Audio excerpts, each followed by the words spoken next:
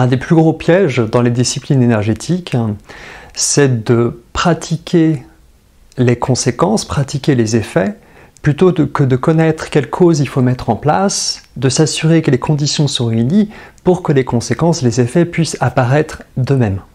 C'est vraiment, je trouve, la plus grosse erreur, et qui fait que les progrès vont être stoppés très vite. Et non seulement ça, mais en plus, ça entraîne des sortes d'effets secondaires sur lesquels je vais revenir. Ou sur lesquels je vais oublier au cours de la vidéo. Pour vous donner un exemple pour que ce soit plus clair, par exemple, on va faire des exercices de respiration abdominaux. On fait la faim, donc bien sûr que ça a des bienfaits, mais on ne fait pas le chemin, sachant qu'on a des petites phrases quand même dans la société qui nous disent « c'est pas l'arrivée l'important », c'est le voyage, blablabla, blablabla, et pourtant on tombe dans le panneau.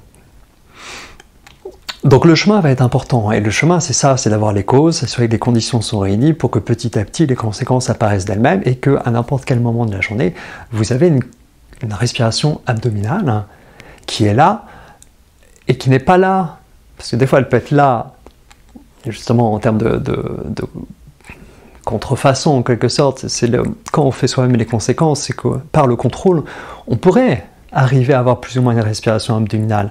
Les muscles ont une mémoire en quelque sorte et on a contrôlé les choses pour avoir une sorte de schéma qui est chronique. Mais aucune libération ne peut naître d'un contrôle et donc il y a tout un tas d'autres choses subtiles qui ne pourront pas apparaître d'un contrôle. Même si dans ce cas de figure, on pourra très bien avoir un souffle qui va être lent, qui va être profond quand même, et donc être mieux oxygéné, etc. etc. Mais il n'y aura pas le changement au niveau énergétique et encore moins au niveau spirituel. Autre exemple, on va faire la cohérence cardiaque, on va faire le même temps d'inspire que d'expire, alors que ça, normalement, ça apparaît normalement avec la pratique, et c'est le reflet que certaines choses dans le corps sont harmonisées pour que l'inspire et l'expire soient de même longueur. Ou on va faire, très classique, verticaliser le bassin. Comme ça, ouais, le dos est protégé, génial. Sauf qu'en faisant ça, on fait un contrôle, on mobilise des muscles qui vont empêcher d'avoir d'autres choses plus subtiles qui permettront aussi de descendre jusqu'à la base abdominale où vous avez le Tantien, qui est un centre énergétique qu'on cherche à condenser avec la pratique du Qigong pour s'en servir après comme moteur. Et juste pour accéder petit à petit au Qi, à cette substance dont on a besoin pour faire du Qigong. Et on pourra avoir énormément d'autres exemples à ça. Par exemple, le lâcher-prise, on ne peut pas le faire. On ne peut pas le faire comme une posture intellectuelle. C'est quelque chose qui va émerger d'un processus également. Donc comment est-ce qu'on fait le processus? C'est subtil, il y a des choses à mettre en place pour s'assurer que ce soit plus ou moins facile de pouvoir le faire. Mais ce n'est pas un outil lâcher-prise, je fais lâcher-prise, etc. La bienveillance, elle est importante. Ça, c'est une attitude qu'on peut avoir. Mais la compassion, c'est le niveau au-dessus. Et pareil, ce n'est pas quelque chose auquel on peut tricher. Sinon, dès que notre contrôle il est mis à jour, en quelque sorte, on est un peu malade, ou quelqu'un dit quelque chose qui va contredire ce qu'on pensait, etc., etc. Et pouf, ça part, les qualités elles s'en vont. Donc on ne veut pas ça. Je vois des professeurs de très haut niveau qui rappellent les essentiels un petit peu, alors qu'ils sont de très haut niveau, mais comme ils voient que les gens bloquent à certains niveaux, ils sont obligés de reparler de certaines choses classiques qui se font un petit peu partout, et cause à conséquence, ça fait partie de ces principes-là.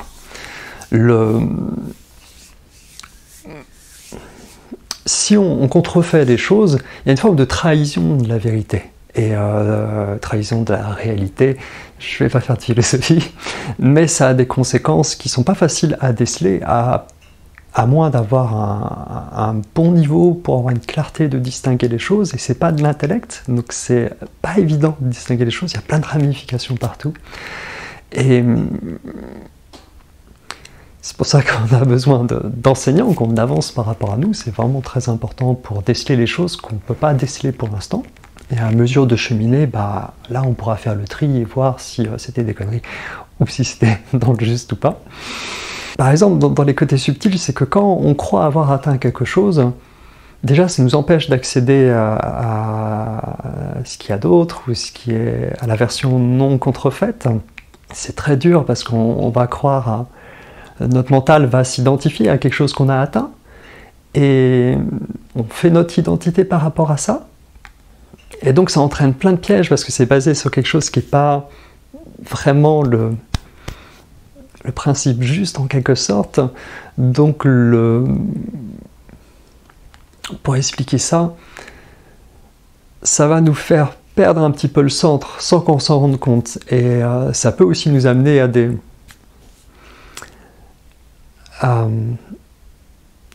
ça peut nous amener à des, comment dire, pas vraiment des quêtes de pouvoir, mais vous voyez, on sait faire les choses, on a le savoir, etc., etc., mais on n'a pas eu la transformation subtile.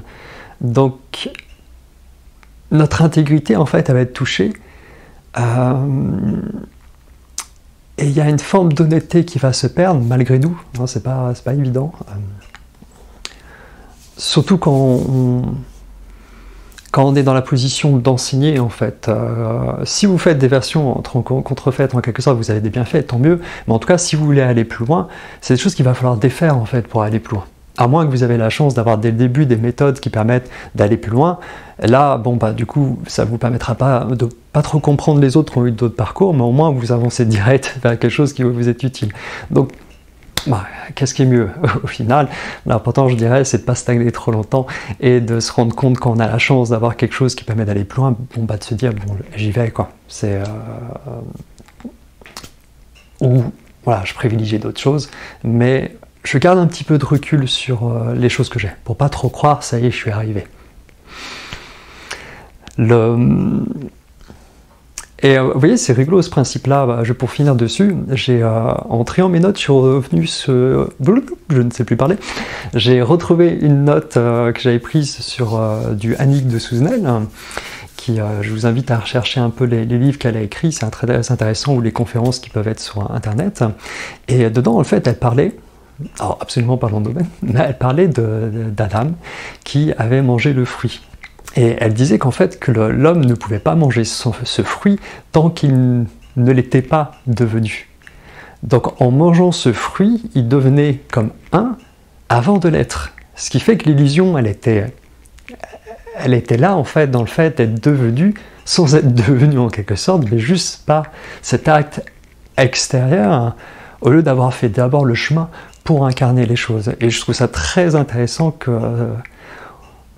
dans la Genèse, il y ait des...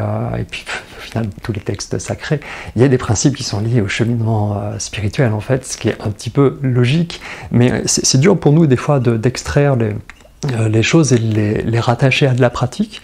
Donc là, vous en avez un facile, la respiration abdominale. Après, il y a plein de déclinaisons, mais ça vous fait un très bon exemple.